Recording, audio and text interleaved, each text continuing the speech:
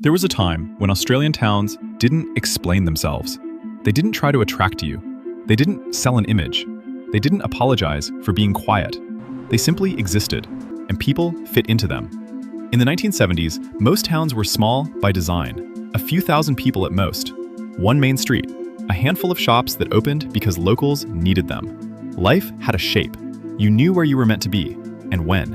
And there are still towns in Australia where that shape never disappeared. Not because they were preserved, but because nothing ever forced them to change. Let's start with one of the clearest examples of that. The town is Peterborough, South Australia. Peterborough doesn't feel like it's trying to remember the 1970s. It feels like it never left them.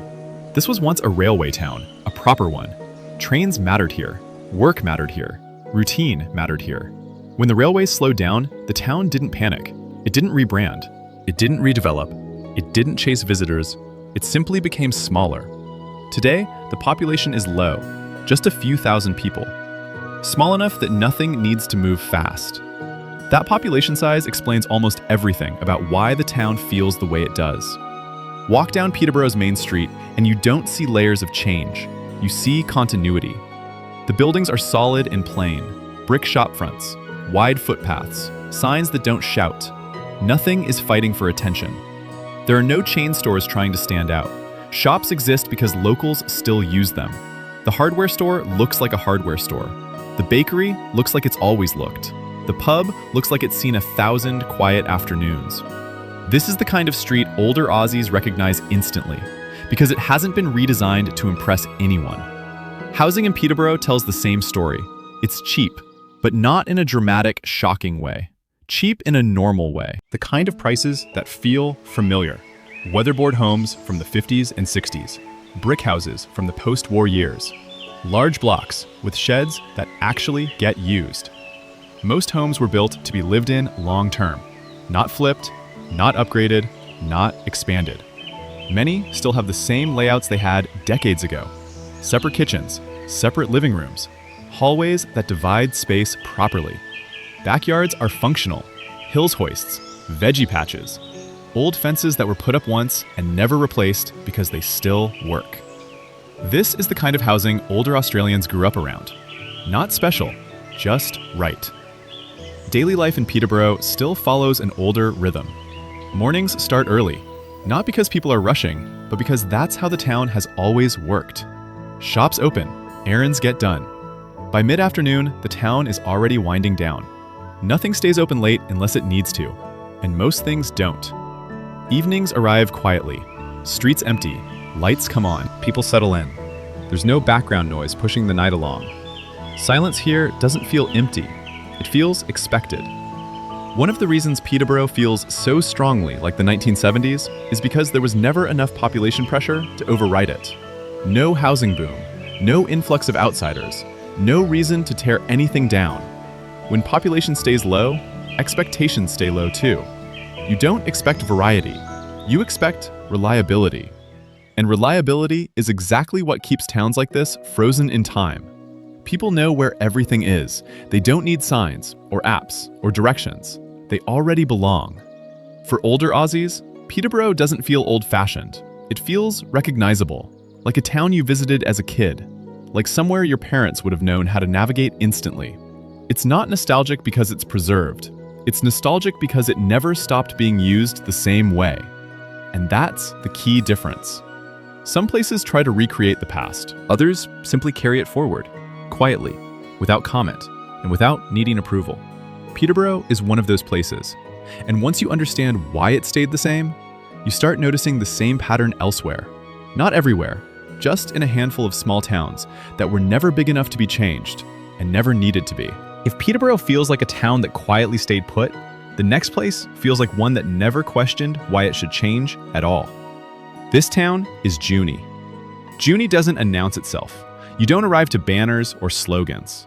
You arrive to a wide main street, a railway line, and buildings that look exactly like they expect to still be standing in another 50 years. Junee is small, not tiny, but comfortably contained. The population has hovered around the same number for decades, and that stability locked everything in place. Nothing had to expand, nothing had to adapt, nothing had to be replaced. And because of that, the town still carries the weight of the 1970s in its bones. The railway is still the emotional center of Junee. Even now, it shapes how the town feels. The station sits there solidly, not as a museum piece, but as something that simply belongs. Around it, the streets unfold slowly. Shops are spaced out, footpaths are wide. Nothing crowds in on itself. Older Aussies notice this immediately. Towns from the 70s were built to breathe. Junee still does. Housing in Junee is where the nostalgia really settles in. This isn't speculative housing, it's practical housing. Fibro homes from the mid-century years. Brick houses with narrow hallways and defined rooms. Verandas that actually get used, not staged. Many homes haven't been renovated because they didn't need to be. Kitchens still sit where they always have. Living rooms are still separate from dining rooms. Bedrooms are quiet and private. Backyards are big enough to matter. There are sheds, real sheds, the kind that hold tools, spare parts, and things you don't throw away just because you might need them one day. Housing prices here are low, not artificially, not dramatically, just reasonable. The kind of prices that don't make headlines. The kind that older Australians recognize as normal. Daily life in Junee follows a rhythm that feels instantly familiar. Morning is for getting things done. The bakery opens, the shops unlock. People move with purpose, but not urgency. By lunchtime, the pace drops. Conversations stretch. Afternoons feel long. And by evening, the town settles without needing to be told. There's no nightlife to speak of, and no one misses it. Silence arrives naturally. Lights turn on behind curtains. Cars disappear from the street. This is how towns worked when people lived inside them instead of passing through. One of the strongest 1970s feelings in Junee is how predictable it is. Not boring, predictable. You know which shops will be open. You know who you'll see. You know what the day will look like. And that predictability is deeply comforting to older Aussies. Life doesn't throw surprises here. It repeats itself gently, week after week, year after year. Junee feels like the kind of town where people expected to stay, where houses were bought with the idea that they'd be lived in for decades. That expectation shaped everything. It's why the town still looks the way it does. It's why housing stayed cheap. It's why the streets never needed to change. Nothing was built with the idea of turnover. Everything was built with the idea of permanence. For people who remember Australia before everything sped up, Junee doesn't feel old. It feels settled.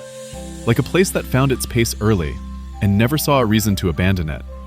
And once you understand Junee, you start to see the pattern more clearly. Not every town held onto the past this way. Most didn't.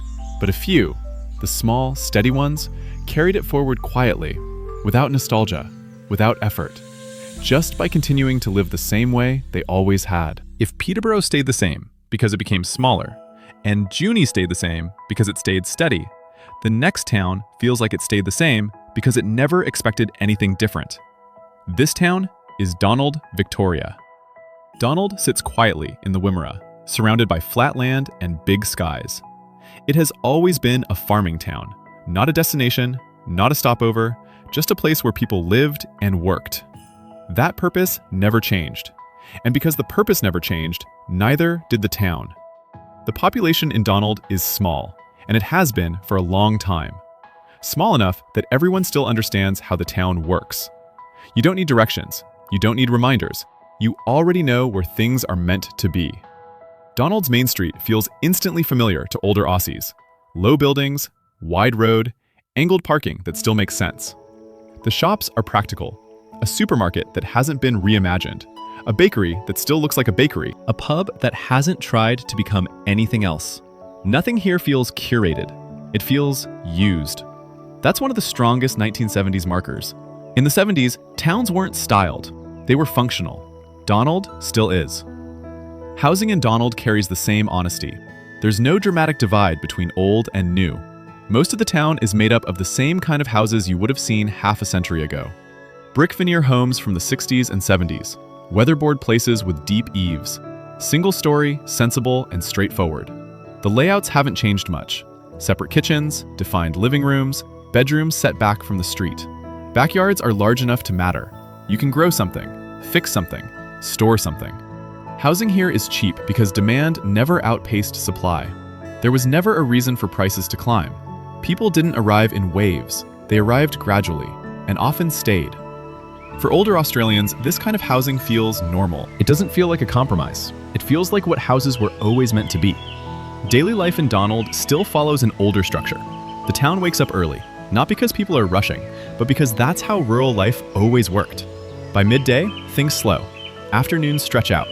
There's no expectation that the town should entertain anyone. You make your own pace.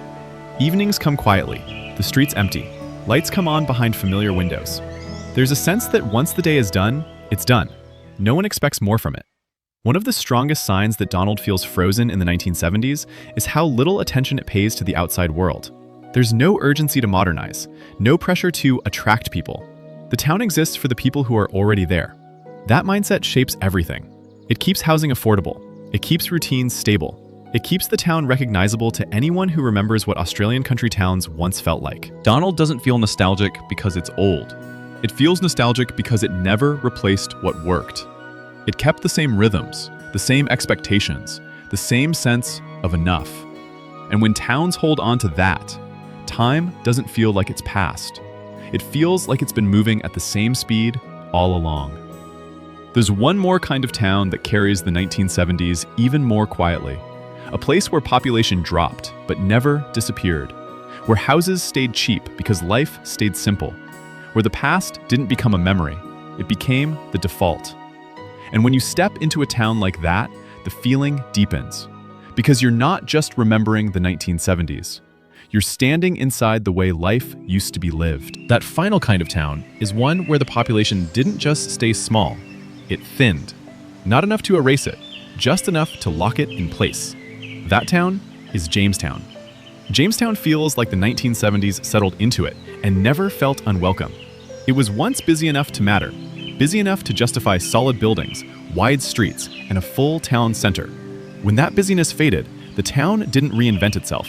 It simply became quieter, and that quiet preserved everything. Jamestown's main street still feels built for everyday life, not display. Brick shopfronts sit exactly where they've always sat. The pub still anchors one end of town. The shops don't rotate, they endure. Nothing has been stripped back and replaced with something modern or abstract. Older Aussies notice this immediately, because in the 1970s, towns weren't designed to be flexible. They were designed to last. Jamestown still carries that assumption. Housing here tells the story even more clearly. Prices are low, not shockingly low, just reasonable. The kind of prices that don't make the news. Brick homes from the 60s and 70s line quiet streets. Weatherboard houses sit on generous blocks. Most homes look like they were built once and then lived in. Separate kitchens, defined rooms, hallways that make sense, backyards that weren't landscapes to impress anyone. They were made to be used. Clotheslines still matter here. Sheds still matter. Shade still matters. These houses weren't designed around trends. They were designed around daily life. Jamestown's population is small enough that the town feels familiar after only a short time. You start recognizing faces. You start recognizing routines. You learn when the town is awake and when it's done for the day. Nothing here feels rushed. Shops open when they open. They close when they close. No one expects them to do more. That expectation, or lack of it, is pure 1970s Australia. Life wasn't about squeezing everything out of the day. It was about getting through it comfortably. One of the strongest nostalgic feelings in Jamestown is how little noise exists around living. No constant announcements, no advertising energy, no sense that the town is trying to sell itself to anyone. It exists for the people who are there. And that mindset shapes everything. Housing stays cheap because it's not a product, it's shelter. Routine stays stable because there's no incentive to disrupt it. Time moves slowly because nothing is pushing it. And that's the common thread tying all of these towns together. They didn't freeze in the 1970s because they were preserved. They froze because nothing came along that was strong enough to replace what already worked. Small populations kept expectations realistic. Cheap housing kept life manageable. Routine kept everything else in place. For older Australians, these towns don't feel old. They feel familiar. They feel like places where you already know how to live, where nothing needs to be explained, where the pace of life matches the pace you grew into. In a country that has spent decades speeding up, these towns quietly kept moving at the same speed, not out of stubbornness, out of comfort. And that's why walking through them doesn't feel like stepping back in time. It feels like stepping into a version of Australia that never felt the need to move on, because it was already exactly where it needed to be.